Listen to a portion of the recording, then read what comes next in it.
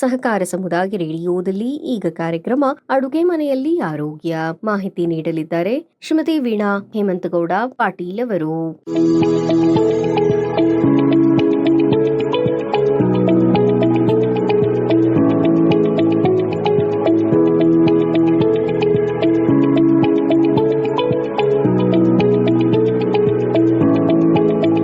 ಕಷಾಯವೇ ಇರಲಿ, ಮಸಾಲೆಗೂ ಇರಲಿ ಹವೀಜ.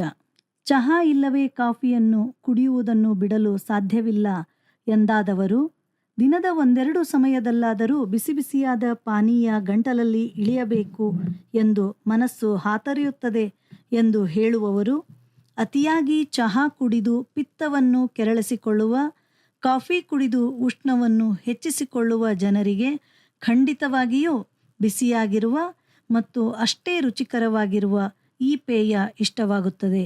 ಅದುವೇ ಹವೀಜ, ಜೀರಿಗೆ ಮತ್ತು ಬಡೆ ಸೋಪಿನ ಮಿಶ್ರಣದ ಕಷಾಯ.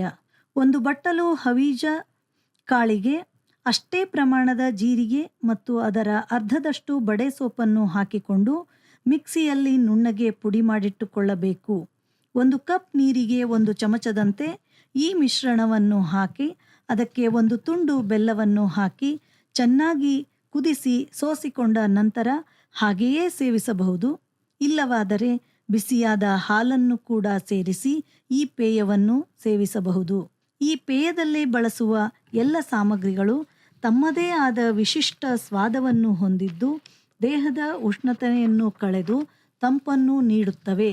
ಬಿಸಿಯಾಗಿ ಮಾಡಿಕೊಂಡು ಕುಡಿಯುವ ಕಾರಣಕ್ಕೆ ಚಹಾ, ಕಾಫಿ ಕುಡಿದಾಗ ದೊರೆಯುವ ತೃಪ್ತಿಯನ್ನೇ ಕೊಡುತ್ತದೆ.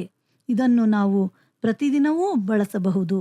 ಇನ್ನು ಚಳಿಗಾಲದಲ್ಲಿ ಇದೇ ಮಿಶ್ರಣಕ್ಕೆ ಶುಂಠಿ, ಮೆಣಸು, ಲವಂಗ, ದಾಲ್ಚಿನ್ನಿಗಳನ್ನು ತುಸು ಬೆಚ್ಚಗೆ ಮಾಡಿಕೊಂಡು ಇಲ್ಲವೇ ಹಾಗೆಯೇ ಮಿಕ್ಸಿಯಲ್ಲಿ ನುಣ್ಣಗೆ ಪುಡಿ ಮಾಡಿಕೊಂಡು ಕೊಂಚ ಅರಿಶಿಣ ಪುಡಿಯ ಜೊತೆಗೆ ಸೇರಿಸಿ ಹೀಗೆ ತಯಾರಿಸಿಕೊಂಡ ಮಿಶ್ರಣವನ್ನು ಕಷಾಯದಂತೆ ಕುದಿಸಿ ಕುಡಿಯುವ ಮೂಲಕ ಮಳೆ ಮತ್ತು ಚಳಿಗಾಲದಲ್ಲಿ ಋತುಮಾನಕ್ಕನುಸಾರವಾಗಿ ಬರುವ ನೆಗಡಿ, ಕೆಮ್ಮು, ಶೀತ, ಕಫ ಮುಂತಾದ ತೊಂದರೆಗಳಿಂದ ಮುಕ್ತಿ ಪಡೆಯಬಹುದು.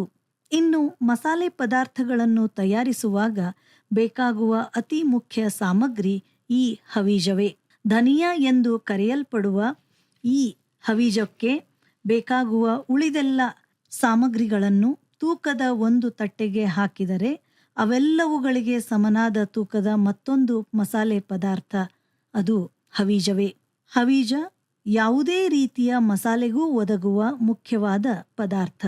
ಗರಂ ಮಸಾಲಾದಿಂದ ಹಿಡಿದು ಪಲ್ಯದ ಪುಡಿ, ರಸಂ ಪುಡಿ, ಸಾಗು ಪುಡಿ, ಬಿಸಿಬೇಳೆ ಬಾತ್ನ ಪುಡಿ, ಪುಳಿಯೋಗರೆ ಪುಡಿ ಹೀಗೆ ಎಲ್ಲ ಮಸಾಲೆಗಳ ಮೂಲ ಆಕರ ಹವೀಜ ಎಂದರೆ ತಪ್ಪಿಲ್ಲ. ಕೊರಿಯಾಂಡರ್ ಜಾತಿಯ ಅತ್ಯಂತ ಕಡಿಮೆ ವೆಚ್ಚದಲ್ಲಿ ಬೆಳೆಯಲು ಸಾಧ್ಯವಾಗುವ, ಕೇವಲ 15 ದಿನಗಳಲ್ಲಿ ಬೆಳೆಯಲು ಸಾಧ್ಯವಾಗುವ ಕೊತ್ತಂಬರಿ ನಮ್ಮ ಎಲ್ಲರ ಅಡುಗೆ ಮನೆಗಳಲ್ಲಿ ಬೇಕೇ ಬೇಕು. ಕೆಲವೆಡೆ ಕೊತ್ತಂಬರಿ ಬೀಜ ಎಂದು ಕರೆಯಲ್ಪಡುವ ಹವೀಜವನ್ನು ಸಣ್ಣ ಸಣ್ಣ ಮಡಿಗಳಲ್ಲಿ ಬೆಳೆಸುತ್ತಾರೆ. ತುಸು ಹೆಚ್ಚೇ ತೇವಾಂಶವನ್ನು ಬಯಸುವ ಈ ಬೆಳೆ ಅತ್ಯಂತ ಕಡಿಮೆ ಸಮಯದಲ್ಲಿಯೇ ಬೆಳೆಯಬಹುದು ಎಂಬುದು ಇದಕ್ಕಿರುವ ಹೆಗ್ಗಳಿಕೆ ಕೂಡ.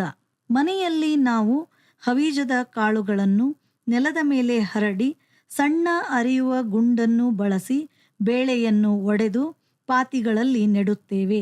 ಮತ್ತೆ ಕೆಲವರು ಬೀಜಗಳ ಮೇಲೆ ಚಪ್ಪಲಿಯಿಂದ ಜೋರಾಗಿ ಒತ್ತಿ ಬೇಳೆ ಒಡೆದುಕೊಳ್ಳುತ್ತಾರೆ ಎಂದರೆ ಅಚ್ಚರಿಪಡಬೇಡಿ. ಬಿತ್ತಿದ ಕೇವಲ 1 ವಾರದಿಂದ 15 ದಿನಗಳ ಒಳಗಾಗಿ ಕೊತ್ತಂಬರಿ ಸೊಪ್ಪನ್ನು ನಾವು ಪಡೆಯಬಹುದು. ಬಹುತೇಕ ಎಲ್ಲ ಅಡುಗೆಗಳ ಒಗ್ಗರಣೆಯಲ್ಲಿ ಕೊತ್ತಂಬರಿ ಸೊಪ್ಪನ್ನು ಬಳಸುತ್ತಾರೆ. ಮತ್ತೆ ಕೆಲವು ಪದಾರ್ಥಗಳಿಗೆ ಅಲಂಕಾರಕ್ಕೆ ಕೂಡ ಕೊತ್ತಂಬರಿ ಸೊಪ್ಪನ್ನು ಬಳಸುತ್ತಾರೆ. ಕೊತ್ತಂಬರಿ ಸೊಪ್ಪನ್ನು ಮತ್ತಷ್ಟು ಹೆಚ್ಚು ದಿನಗಳ ಕಾಲ ಹಾಗೆಯೇ ಬೆಳೆಯಲು ಬಿಟ್ಟರೆ ಸಣ್ಣ ಸಣ್ಣ ಹೂಗೊಂಚಲುಗಳು ತುಸು ದೊಡ್ಡದಾಗಿ ಹಣ್ಣನ್ನು ಬಿಡುತ್ತವೆ. ಹೀಗೆ ಈ ಹಣ್ಣುಗಳನ್ನು ಒಣಗಿಸುವ ಮೂಲಕ ನಾವು ಕೊತ್ತಂಬರಿ ಬೀಜಗಳನ್ನು ಪಡೆಯಬಹುದು. ಕೊತ್ತಂಬರಿ ಬೀಜವನ್ನು ತುಸು ನೀರಿನಲ್ಲಿ ರಾತ್ರಿ ನೆನೆಸಿ ಮುಂಜಾನೆ ಆ ನೀರನ್ನು ಸೋಸಿ ಕುಡಿಯುವ ಮೂಲಕ ಮಲಬದ್ಧತೆ, ಗ್ಯಾಸ್ಟ್ರಿಕ್, ಹೊಟ್ಟೆ ಉಬ್ಬರ ಮುಂತಾದ ತೊಂದರೆಗಳಿಂದ ಪಾರಾಗಬಹುದು. ಕೊತ್ತಂಬರಿ ಬೀಜದ ಪೇಯವನ್ನು ಕುಡಿಯುವುದರಿಂದ ವಾತ ಮತ್ತು ಕಫ ದೋಷಗಳ ಪರಿಣಾಮದಿಂದ ಉಂಟಾಗುವ ಥೈರಾಯ್ಡ್ ಹಾರ್ಮೋನ್ ಸ್ರವಿಕೆಯ ವ್ಯತ್ಯಾಸವನ್ನು ಸರಿಪಡಿಸಬಹುದು. ಕರುಳಿನ ಸಮಸ್ಯೆಗಳನ್ನು ದೂರ ಮಾಡಲು ಬೆಳಗಿನ ಜಾವದಲ್ಲಿ ಕೊತ್ತಂಬರಿ ಬೀಜದ ಪೇಯ ಆರೋಗ್ಯಕರ ಎಂದು ವೈಜ್ಞಾನಿಕವಾಗಿ ಸಾಬೀತಾಗಿದೆ. ಇನ್ನು ರಕ್ತದಲ್ಲಿನ ಸಕ್ಕರೆಯ ಮಟ್ಟವನ್ನು ನಿಯಂತ್ರಿಸಲು ಕೊತ್ತಂಬರಿ ಬೀಜವನ್ನು ನೆನೆಸಿಟ್ಟ ನೀರನ್ನು ಕುಡಿಯುವ ಮೂಲಕ ಅದರಲ್ಲಿರುವ ಆಂಟಿ ಇನ್ಫ್ಲಮೇಟರಿ ಮತ್ತು ಆಂಟಿ ಆಕ್ಸಿಡೆಂಟ್ಗಳನ್ನು ನಾವು ಉಪಯೋಗಿಸಿಕೊಳ್ಳಬಹುದು. ಕೊತ್ತಂಬರಿ ಕಾಳುಗಳನ್ನು ನೆನೆಸಿ ಅದರ ನೀರನ್ನು ಕುಡಿಯುವುದರಿಂದ ದೀರ್ಘಕಾಲೀನ ಕಾಯಿಲೆಗಳನ್ನು ತಡೆಗಟ್ಟುವುದರ ಜೊತೆಗೆ ವಯಸ್ಸಾಗುವುದನ್ನು ಕೂಡ ಹಿಮ್ಮೆಟ್ಟಿಸಬಹುದು. ಖಾಲಿ ಹೊಟ್ಟೆಯಲ್ಲಿ ಕೊತ್ತಂಬರಿ ಬೀಜದ ನೀರನ್ನು ಸೇವಿಸುವುದರಿಂದ ಜೀರ್ಣಶಕ್ತಿಯು ಹೆಚ್ಚುತ್ತದೆ. ಕೊತ್ತಂಬರಿ ಬೀಜ ಅಥವಾ ಹವೀಜಗಳಲ್ಲಿ ನಾರಿನ ಅಂಶ ಹೆಚ್ಚಾಗಿ ಇರುವುದರಿಂದ ಆಹಾರದ ಮೂಲಕ ಇವುಗಳನ್ನು ಸೇವಿಸುವುದರಿಂದ ನಮ್ಮ ದೇಹದಲ್ಲಿ ತೂಕ ಹೆಚ್ಚಳವಾಗದಂತೆ ಕಾಯುವಲ್ಲಿ ಸಹಾಯಕವಾಗುತ್ತದೆ. ಇದಲ್ಲದೆ ಹೆಣ್ಣು ಮಕ್ಕಳಿಗೆ ತಿಂಗಳ ಮುಟ್ಟಿನ ಸಮಯದಲ್ಲಿ ಉಂಟಾಗುವ ಸ್ನಾಯು ಸೆಳೆತ, ಹೊಟ್ಟೆ ನೋವು ಮತ್ತು ಕಿಬ್ಬೊಟ್ಟೆಯಲ್ಲಿನ ನೋವುಗಳಿಗೆ ಹವೀಜದ ಬೀಜದ ನೆನೆ ಇಟ್ಟ ನೀರಿನ ಪೇಯದಿಂದ ಶಮನ ದೊರೆಯುತ್ತದೆ. ನಿಯಮಿತವಾದ ಕೊತ್ತಂಬರಿ ಬೀಜದ ಸೇವನೆಯಿಂದ ಚರ್ಮವು ನುಣುಪಾಗಿ ಕಾಂತಿಯುತವಾಗಿ ಇರುತ್ತದೆ.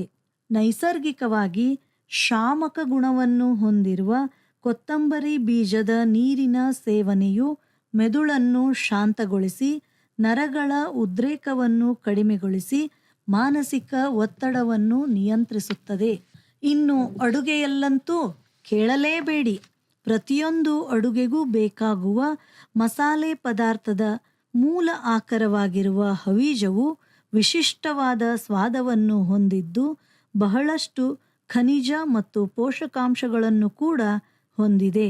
ಕೊತ್ತಂಬರಿ ಬೀಜದಲ್ಲಿರುವ ಸಿಟ್ರಸ್ನ ಕೆಲವು ಗುಣಗಳಿಂದಾಗಿ ಇದನ್ನು ವೈನ್ ತಯಾರಿಕೆಯಲ್ಲಿಯೂ ಕೂಡ ಬಳಸಲಾಗುತ್ತದೆ. ಹವೀಜದ ಬೀಜಗಳನ್ನು ಇರಾನಿನಲ್ಲಿ ಉದ್ವೇಗ ಮತ್ತು ನಿದ್ರಾಹೀನತೆಗೆ ಪರಿಹಾರವಾಗಿ ಸಾಂಪ್ರದಾಯಿಕ ಔಷಧಿಯಾಗಿ ಬಳಸಲಾಗುತ್ತಿದೆ. ನಮ್ಮ ಆಯುರ್ವೇದದಲ್ಲಿ ಬ್ಲ್ಯಾಕ್ ಕಲರ್ ಸಾಂಪ್ರದಾಯಿಕ ಭಾರತೀಯ ಸಮುದಾಯದಲ್ಲಿ ಸಮಪ್ರಮಾಣದ ಕೊತ್ತಂಬರಿ ಮತ್ತು ಜೀರಿಗೆಯನ್ನು ಕುದಿಸಿ ತದನಂತರ ದೊರೆಯುವ ದ್ರಾವಣವನ್ನು ತಣ್ಣಗೆ ಮಾಡಿ ಸೇವಿಸುವ ಮೂಲಕ ಮೂತ್ರವರ್ಧಕವಾಗಿ ಬಳಸಲಾಗುತ್ತದೆ.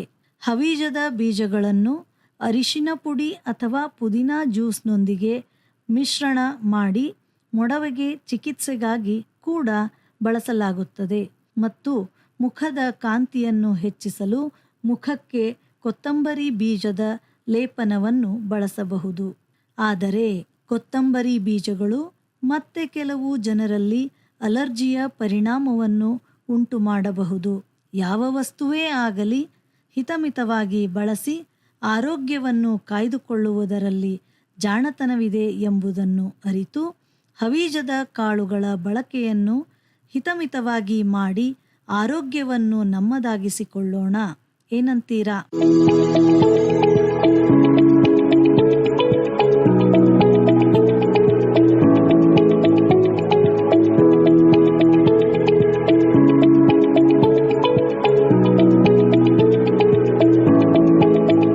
ಇದುವರೆಗೆ ಶ್ರೀಮತಿ ವೀಣಾ ಹೇಮಂತಗೌಡ ಪಾಟೀಲ್ ಅವರಿಂದ ಅಡುಗೆ ಮನೆಯಲ್ಲಿ ಆರೋಗ್ಯ ಕಾರ್ಯಕ್ರಮ ಕೇಳಿದಿರಿ.